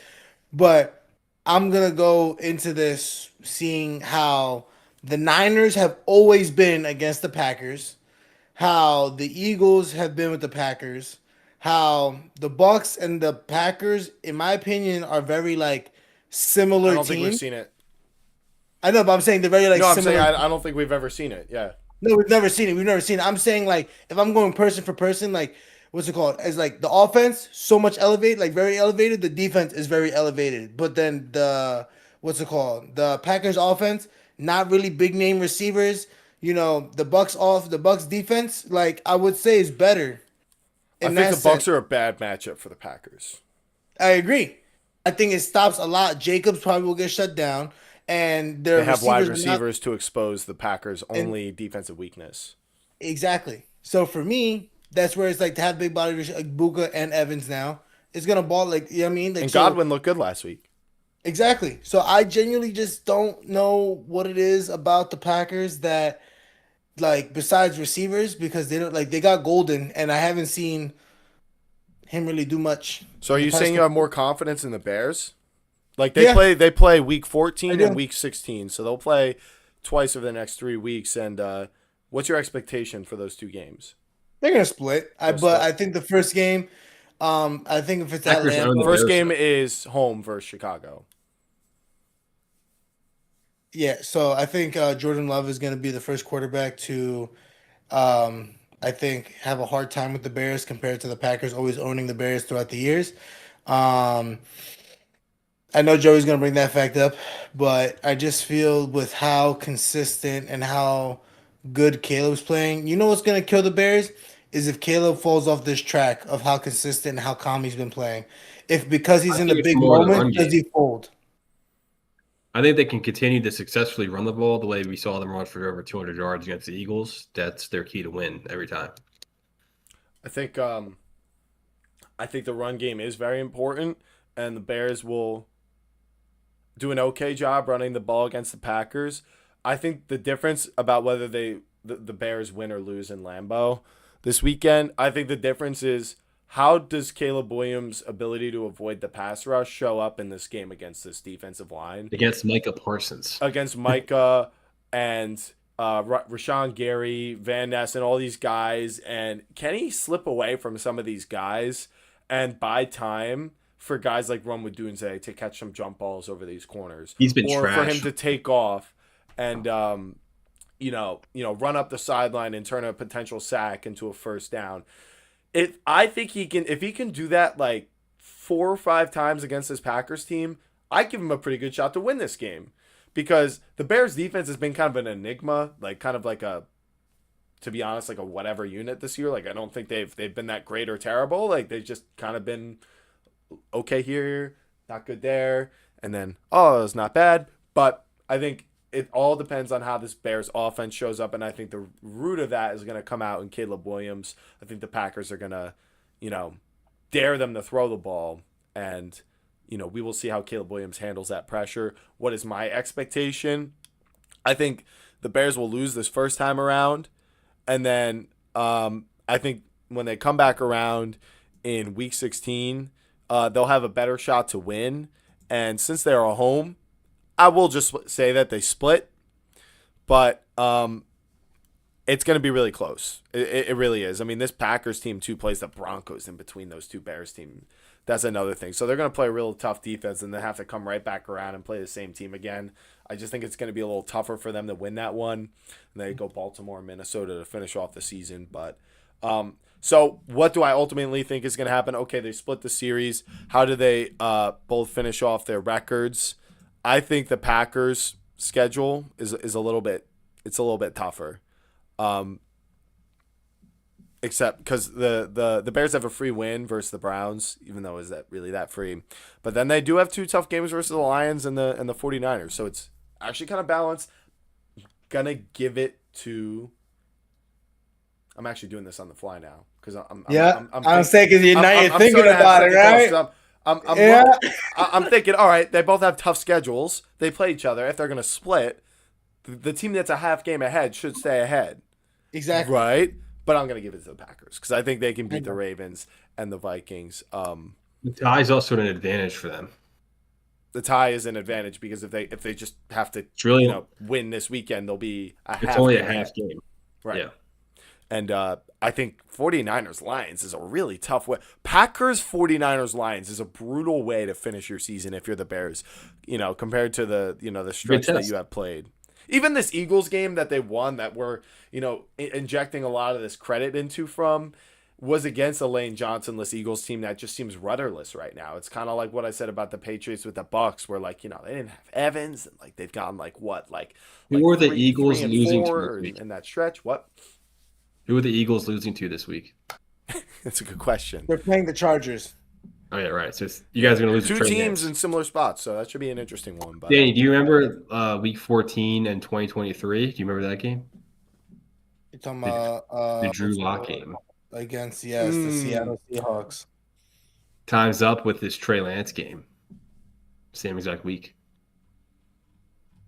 I don't see it from Trey Lance. Drew Lock, but has Trey Lance has a lot of capabilities that Caleb Williams has in the run game. Keeping the ball, he can do the same kind of thing, and they can pound the ball with. I do think Trey Lance could do a lot better running the ball. I personally think it's a bit more of a character thing with Trey Lance and a lack of commitment, but we'll see where maybe he's matured. I mean, he's been about a couple years. Hampton's also back. Yeah, and he's really good. I think so. Having him back should hurt too. But I'm gonna probably rush for 250 yards this weekend. Probably the Monday night game. Gonna happen. You got to mix in Trey Lance on this QB designed runs. That's gonna be. I believe it's the Monday game, right? Not the Sunday night game. I gotta wait till Monday for this. I want to see this on Sunday. All right. I want to play a quick game, guys. You guys ready for a quick game? Let's rock. Did you say no? Don't say that. Don't say that. All right. The game is. I forgot to come up with a name, but it's Pick 3. Pick 3 AFC Wildcard teams. If I say it like that, it sounds like a game, doesn't it? Yeah, that's right. The AFC Wildcard is looking pretty crazy right now. And there's a lot of teams that are in the hunt for it. I still have the 6-6 Kansas City Chiefs in my top 10 because I believe they can still make the playoffs and whatnot. But no chance. So I kind of wanted to do this so I can give everyone an opportunity to sort of plant their flag. It's week 14. We're heading into it. There's going to be 4 weeks left. And I kind of want to know who everyone thinks is going to make the playoffs. Currently, the wild card holders, the Chargers at 8-4, the Colts at 8-4, and the Bills at 8-4. Who are the next 3 teams? The Texans at 7-5, the Steelers at 6-6, who their real chance is by winning their AFC North division. But I guess you can consider them as a wild card potentially. And then the Chiefs also at 6-6. I just got a lot more faith in them to continue on winning for the rest of the season. So among those teams, I want to know who. Dan, I'm picking you first. I'm throwing you under the bus. Pick 3 AFC wildcard teams for me out of Chargers, Colts, Bills, Texans, Chiefs, and then Steelers/Ravens. Who doesn't? The 3 wildcard teams that I could see. 3. Here, I'll put it on my screen for you. I already got my 3. Okay, Joe, you want to go first and let Dan think? Jags, Chargers, Bills. I forgot the Jaguars. I forgot to mention them because there is currently the 3 seed right now. The Jaguars were my first one of my mind. Houston's going to win the division, so I got the Jags as the top wild card. I got the Chargers making it in the wild card, and then I got the Bills. I got the Colts falling out. Can you tell me why you think the Chargers will make it? They're 7-2 in conference play. They're 4-0 in their division, and they're 8-4. They have it's going to be hard for them to fall out of the playoffs. They're going to have to lose a lot of games. So. Yeah, even if they lose, it's a 52% chance for them to make the playoffs this week. So not very consequential for them. Same with the Colts, 55% chance if they lose. And Bills, 76% chance. Really, though? Actually, I might need to rethink this because I was going to say, for me, personally, right, what I'm looking at with the heat that the Ravens are picking up, I'm going Jags, Ravens, Colts. I think we're going to see for the first time a Mahomes-less and Josh Allen-less playoffs, possibly. potentially. I think the Chargers have a hard time. I mean, they could fall out. They play the Eagles, Chiefs, Cowboys, Texans, Broncos to close out the season. I very much feel though they All have a five. lot of advantages, they're doomed. Like there's just even if they make it, like it's just over. Like they don't have a playoff team with their offensive I would line being as swap. hurt as it is. I would swap the Chargers out. I'd make them my 8 seed. I got the Texans win division. The Jags make it, and I got the so I'll have the Jags, the Colts, and the Bills. Okay. I am gonna say the Texans win the AFC South, so the Jaguars are a potential team for me to pick from, and so are the Colts. For me, my AFC wildcard teams are going to be the Chiefs as the 7 seed. They sneak in and disgust both of you to high No, hell. mentioning that, if the Chiefs played the Broncos in the wild card, who's winning that game?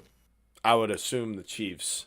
Oh, but this is the team that you're all about, though. The Broncos. Yeah, but are if the so Chiefs good. if the Chiefs get back into the playoffs, you see they're going to come back to being like the number 2 or 3 team for me. That's what I'm going to do. But we'll get there when we get there. I know. You want to jump off a building when I talk about it, but it's true. It's how I feel. All right, so I have the Chiefs making it as a 7 seed. I have the Colts slithering their way in, just kind of through their run game. Daniel Jones is going to get healthier towards the end of the season, get back to playing the level of ball that they were playing. And then I think that the Jaguars will also get in there just because they are Yeah, a the team, Bills as much missing as I out. hate on them, just the way that they've been able to win and play against good teams like the Chiefs this year has looked really good. I think not having Travis Hunter is hurting them. He's out for the season, but Brian Thomas Jr. is back, and maybe since he was out for actual significant time, maybe he's 100% now. Maybe him and Trevor Lawrence are healthy. They do have Jacoby Myers now too, and Parker Washington's not a bad third option. So I don't like the fact that I'm putting the Jaguars in here, but I feel like they are a team that is headed in the right direction, and perhaps they do get into the playoffs. I don't really expect them to do anything, but the order I'm gonna have it in is that 3 AFC South teams will make it. I have the Texans winning the division, and then the Chiefs making it as the 7 seed, and then the Colts as the 5 seed, and the Jaguars as the 6 seed. It's interesting. A lot of these teams are going to play each other, these AFC South teams, and I think it's just going to kind of equal out. It'll equalize. They'll split some. They'll win some. Their divisional rivals will lose some too. And I think the Chargers are going to collapse. I think the Bills could regain confidence in me, and if I had to pick someone other than the Jags, I would pick the Bills, but I just think there's something really off about them this season. And I just think they're going to pick up the team one more time. Yeah. I mean, realistically, I have the Bills like collapsing as the Chiefs soar through to make it in. That's kind of, I guess, the boldest take I have is the way I look at things. I don't really think saying the Chargers will collapse is a take. I don't really think saying the Texans will win the division is a take, but they're only a game behind. Yeah. If the Texans win this week, the Chiefs have a 11% chance to make the playoffs. Yeah, I just said that to you earlier. Yeah. It's true. So how like in what world can they get in this scenario? They'd have to win 4 in a row and probably have like one. You need like 3 to lose out. You need 3 teams. You would need like 3 teams to lose out for this to happen because they are 10th right now in the AFC. They're not 8th, not on the doorstep. They are below 2 other teams. Well, the Steelers, I don't really have any confidence that they're going to hold on to. Yeah, but the Steelers are going to do what they always do, and that's going to be going above. I think they'll go like 9-8, and that might be good enough because the Chiefs are 6-6. Yeah, and if they lose, the Chiefs will be 6-7. I think the Chiefs will. I think their floor is 9-8 this season. I don't think they're going below 500. That's kind of the root of what I feel. Okay. I think their ceiling is that they just win out and they go 11-6. That's not happening. Okay, I don't think they're going 11-8. I don't think that's happening, but that's kind of why we do this. They play the Texans, Chargers, Broncos, Titans, Raiders. So I could see them going 2-3 here. Then that means they finish at what, 8-9. So you've seen the Chiefs going under 500. Yeah, if they went 2-3, they would finish 8-9.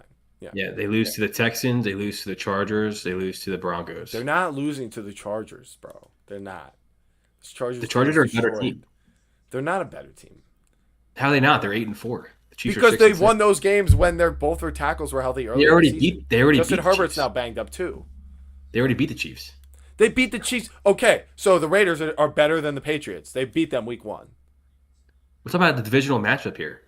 No. Why does it not matter? Because it's so week 1 matchups only matter if it's a divisional matchup. Is that what you're telling me? Come on now. What are the Chiefs better at than the Chargers? Is what I'm asking you. Blocking? That's usually where you Their O line is just as terrible. Their O line is not good. No, it's not. No, the Chargers. It's not a good O line. The Chargers O line is atrocious. Mahomes isn't banged up this year. They have this rotation of weapons for the Chargers. The Chargers have a better Chiefs pass they have game, Rashee and Rice. they have overall just a better offense. And I think the Chargers and Chiefs defense is very similar. I think the Chiefs defense is just more experienced. I think it's very similar kind of. You just put so much stock into the past that just doesn't add up. Because this year makes no sense. That is what I am doing. As I'm saying, this year is probably the most mysterious and most hardest. I wonder what that means. If there was like a 13-3 looking like Bills team, I'd maybe like one other team like that in the AFC, I wouldn't feel that same way. I mean, think last year in the NFC there were like 2 teams that had 14 wins. There is nothing like that this season. Mysterious year, you say? Already. I tell you right now, I swear to gosh, I say this right here, right now. If they do go, Scotty, get ready for the 17 different Jerry Jones documentaries. Get ready for the absolute 7 months of just talking about Jerry Jones and how greatest run of all time. Like this dude said, "Oh, you're gonna doubt me," and like they're gonna go to every press conference. Madman. Yeah, like literally. If the Cowboys win the Super Bowl, I will genuinely make a video that has a Thanos reference about Jerry Jones. I will do. Quinn Williams going onto the Infinity. Yeah, like in the Infinity Gauntlet. I'm throwing away Micah off the cliff like Hawkeye threw Scarlett Johansson, the Black Widow, off the cliff. I had to sacrifice him. I'm sorry. Just let me go, Micah says. Anyway, we're getting a little off track here. Let's get to the final question, guys. And this doesn't have to be a hostile conversation. It can be, but it doesn't have to be. And this is all this noise about this Steelers team that Scott had just said, I don't believe in them. So I want to know, excuse me, I have yet to introduce the question. Mike Tomlin is under fire. The head coach who's been there almost 20 years. And never had a losing season. He's it's actually over 20 years, is it not? Is this not his 23rd season with the Steelers? I'm pretty sure it is. And if he has a winning record this season, he will beat out, I think it's like Tom Landry's record on the Cowboys of like most consecutive winning seasons or something like that. It'll really be historic. You'd think in a year like that all the Steelers fans would be like, yeah, we got one more year of Mike Tomlin under contract. No, they're actually all asking for him to get fired. And I'm a bit conflicted on this, but I think I know how I feel. But I want to know how Joey feels first. What I think's funny is how Steelers fans are frustrated. They want to move on from Tomlin, but then there's Giants fans like, please give me Mike Tomlin, please. We want him so bad, please. Yeah. Fire Mike Tomlin. We want to take him on. I just think it's like an expired situation in Pittsburgh. Yeah, the Giants kind of like Daniel Jones on the Giants. Like clearly, it was a good idea for Indianapolis to go get him, and the change of scenery was beneficial for the Giants and for Daniel Jones. I think it could be like that. Well, also, I just feel like you guys are trying to get as much, like, I don't know the best way to word it, like extract from a coach from how good he was for such a long time that you're like, oh, he could bring that same thing here. You guys, I felt the same thing with like Joe Judge and then Jason Garrett as your offensive coordinator, and then coming in and being like, oh, now don't know what they're doing. They're just a lost. Now it's Brian Dable, and it's just like I guess for me, like the scheme that those teams had before they went to the Giants were like truly like unstoppable. Like I'm not even gonna lie, like to go and be like, I want Jason Garrett, that's who I want. But like this dude had this dude had Dak, this dude had what's it called? Dez, CD, Jason Witten, what's it called? Dalton Schultz, Ferguson, like all these like studs, bro. And then you were like, this guy could definitely coach the Giants team that had Odell, Sterling Shepard, Saquon, rookie Daniel Jones, like probably the top 30 O-line in the league. It was just like, it's like the comparison of like what these guys have done on their team. And I say the same thing with Mike McCarthy. He won a Super Bowl with Aaron Rodgers in that prime team. And then the Cowboys got Mike McCarthy and he got to the second round of the playoffs. And it's like that's where we've been at. That's where we like stuck at. But like He had the 12 Cowboys and did it 4, 12 once. and 5 runs in a row. The Cowboys did it once, and look where they're at now. Now it's like now we're sitting here like, oh shit, these Cowboys are scary. Like, but now the Giants are gonna try to do it again. Mike Tomlin. Well, I don't want to know about the Giants. I want to know if you were Daniel Rooney, owner of the Steelers. I think this all relates to the What Giants. would you do with Mike Tomlin, Dan? What would I want to do with Mike Tomlin? If you were the Steelers, forget about the Giants for now. If you were a Rooney right now, the owner of the Steelers, I would want to trade. What is the Mike decision Tomlin you make with Mike Tomlin? I would trade him. He's to under the contract for another year. You could trade him. You could part ways. What do you do? I definitely would trade. I definitely would trade him. I would definitely have traded him away. I feel like to me, right? It's like you hit your record, you do what you gotta do, like cool. But at the same time, it's like where is this organization going? You drafted you have acquired the most expensive defense in the league, and they've let up so many games, so many points, and against Joe Flacco and Jamar Chase, you got absolutely destroyed on that in that game. And to me, right, it's like at this point now, it's like now you got to start heading into the new era. Like to me, right, the Eagles got rid of Andy Reid. What's it called? The Cowboys got rid of Jason Garrett and what's his freaking face? Oh my God, I'm trying to Coughlin from the Giants. Like to me, everybody's gotten rid of our childhood head coaches that were absolutely studs. The Steelers have been keeping theirs. The Ravens have been keeping theirs. And how far have they gone since then? You know what I mean? And I give them the respect 100%. They're still ballers of head coaches. They've done fantastic for years. But now my question is like, you've been here for so long and you have for Mike Tomlin, he has 2 Super Bowls to show for it? He has one Super Bowl that he won with the Steelers. He appeared in and then he lost. Yeah, he went to 2, lost 1. And it was Bill Cowher who won the first one with Big Ben. Yeah. So in your 20-something years, you showed up twice and won 1. It's pretty good. And you know what I mean? And this is why I say for me with Sirianni, he's been our coach for 3-4 years. Yeah, 4 or 5 years. He showed up twice and won 1. So it's like, now my question is he takes us again. I'm not going to go and be like, oh my God, is he better than Mike Tomlin? No, I'm not going to go be like that. But that's going to be like the question that you asked really. Like these coaches that are there all the time. Andy Reid switched up the script and went to a different team. Brought Mahomes if Mike Tomlin was a Steeler or if he was an Eagle, do you think he gets to more Super Bowls than Nick Sirianni? Let's just say Vic Fangio leaves, everyone leaves, and you hire a new OC, and Mike Tomlin becomes the head coach. I think he'd have a better relationship with Jalen Hurts. You think he would what?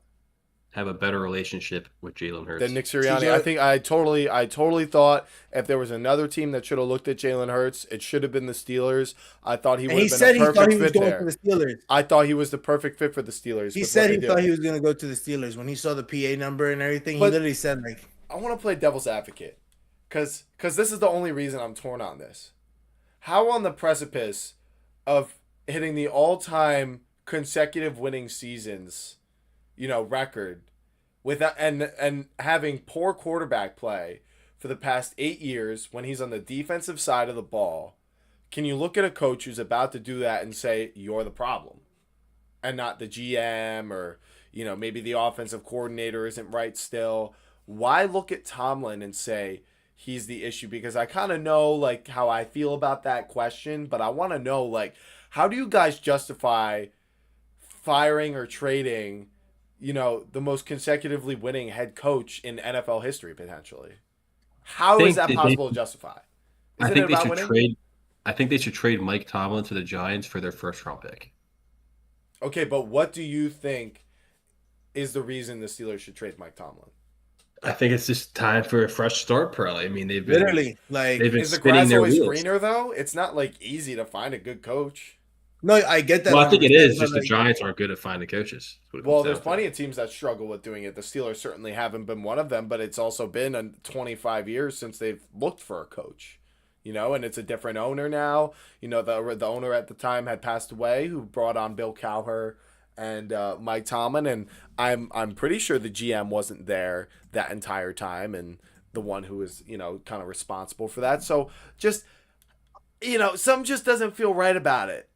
As much as I also sort of too. agree with the whole idea that it's just expired, part of me wants to say, if this team could just reset, if Tomlin is the one holding them back from rebuilding, if they could You just need say, Coach, we're going to clean house on this defense and we're going to try to get our new quarterback. And if you're not on board with that, you can leave. But if he wants to stay, I think I'd be like, okay, like that would probably be the solution. If you're saying the issue is he doesn't let them move into the future, what if he decided to do that this season and Aaron Rodgers was the last hurrah? Would you be okay with that, or would you still say trade him? It's over. I still, I'd be to okay me, with like it. I feel like genuinely he needs to be traded now, right? Rogers is what, on a 1 year, so the He's next got year one is year he gonna left. stay? Oh, he's got 1 year left Yeah, I after think this so. one. Mm-hmm. No, it's a So 1 year deal. that's what I thought it was a 1 year deal, They but said he so was he's supposed to gonna retire at leave. the end of the year, but they kind of said early in the year that they would like to have him back again for next Yeah, season. so now for me, how I look at it is, you're gonna have Rogers for a year, and the question kind of lies is like, oh, do you want an offensive minded head coach that you're able to collaborate with, or a defensive head coach where it's like, because to me right now it's like Rodgers is probably looking one of the worst ways than like I've seen him in like years. I don't know if it's definitely age, of course, Right. but also too he doesn't have the weapons like that around him. Um, he is definitely relying more on Rodgers' experience rather than I feel like their offensive coordinator and everything, just judging by how they're playing. And now that Rodgers is not out there, it's like they're falling apart slowly on offense. So I would think in this case which is why I said like it's a double-edged sword, because you might get a younger coach that Rodgers may not respect the same way he respects Tomlin, his experience, his years in the league, all that stuff in between. Because Rodgers, it seems like, has been known to like beef with his teams, be more vocal if he's not in agreement of what's going on because of the years he's I been think there. he's looked a little better about it in Pittsburgh. I don't really think he's made much noise, right? I mean, there was the what was it? It was the what's it called? The Unk Bowl where he threw a touchdown and his lineman got excited and they collided with each other and he fell and he was like, "Get the fuck off me!" And he Yeah, started that was a proper response. like losing his shit. And Honestly, you can't like tackle your team's quarterback who's 40 years old. Like, and so, like he you said how they absolutely laughed about it after. Like, it's like like I don't know. got it. I think if Got that's it. the worst thing, I huh? think I think you say you laugh about it afterwards for the cameras, just so you don't Well, go and be like, maybe, but my point is this is much less noise than we've ever heard. I agree. I'll agree with that. But overall, to me, my whole point is just, I think the Steelers, knowing that they're gonna get only 1 more year out of Rodgers, they've invested. They drafted Will Hard for a reason. They're not gonna just let this guy who's literally built exactly like Josh Allen, who is absolutely like was a stud in college, and I think. In Natty. reality, I think he's extremely talented. Yeah, he won the Natty. I think he's extremely talented and should be playing like within the next 2 to 3 years, or you basically wasted a draft pick. Um, so because of that, I think you need a new mindset, a new style of quarterback that's not, Mike Tomlin. And I'm not saying that, oh, he can't work with him. I just think that the whole team as a whole needs to get just out of that, you know what I mean? And what's it called? Pickens even said it when he left Pittsburgh about how old school and how like run down everything was. It's almost like the organization itself never really like grew with the times. It was kind of just still the same Pittsburgh football that it's been for the years that it's been. So it's like when he left, it made me think about that for a while about what is really going on in Pittsburgh. Yeah. No, it deserves a documentary, truly. Mike Tomlin's era in the Steelers. Think about it. All the way back to 2009, I think it was, he got hired. And all the way through now. Think about how much the world has changed over the past 16 years. I mean, I was just some little turd running around. Yeah, I didn't even classify myself as a conscious human being until I was in about 6th grade, I think. Maybe back half of 5th grade. So I wasn't even thinking while this guy was taking them to Super Bowls or making his best effort. I think it was year 2 that he managed to win it. So anyway, it would be sort of historically sad to see him go, and if he even just retired and said this is all too different for me. This is too new. I can't get with it. Maybe that's the case. But if he goes somewhere else, I would love to see what that looks like on a fresh start. And ultimately, I actually agree with both of you. I do think it is time to just move on and just reset as a team. The Steelers haven't done anything since Big Ben's prime years have left them, and I think they need to focus on getting that next Big Ben. And Mike Tomlin doesn't really seem down with making the investments that allow you to do that. And I think because it got me like how they invest in Najee. It gets me like how they invest in Najee, and this dude's still young, and they got rid of him, and it's just like. Oh. I understand that, but like they drafted him high. They expected a lot out of him, and it's like there was not really like they were going for the win. It's like when the Giants drafted Saquon with Eli. It's like we're gonna win the Super Bowl. We're a running back away. We're the Kansas City Chiefs drafting Clyde Edwards-Helaire. That sounded like a lot better at the time. They were running back away. That's all they need. The Eagles with Saquon. That's when it actually worked. It does not work with old Big Ben and Eli Manning, and like a team that has issues on the offensive side. It has to be a perfect team.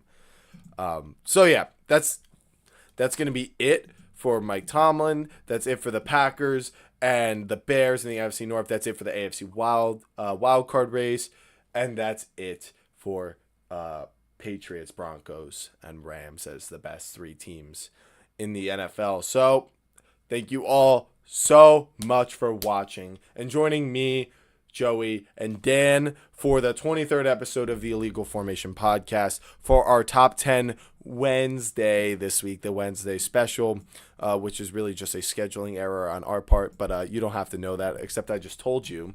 And I hope you guys can join us for our predictions pod in the coming days, either Thursday or Friday for this week. It's gonna Cowboys play tomorrow. I guarantee you it's not tomorrow. All right, so it's going to probably be Friday in that case.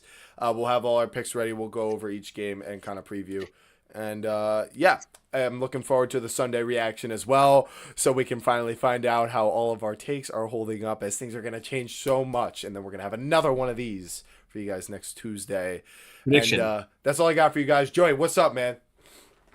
The Chiefs record after next time you see us next week? Yeah. That was a good one. That was a good one. I give you mad credit. I give you a good one. That was a good one. That was fucking solid. I give him mad credit. I think you just cursed any potential universe of that actually happening by doing that. We'll see. Okay. Dan, anything for the audience? Guys, appreciate you for showing up. Appreciate you guys for showing out. Man, we love doing this shit. Still, I'm not gonna lie. Yo, the Chiefs. Good luck, soldiers. But guys, we're going to see you Friday. We're going to keep it rolling. We're going to keep it rocking. We're going to see how the Cowboys do tomorrow. And you're going to see on Friday, if Joey don't show up, you know how it turned out. So guys, I'm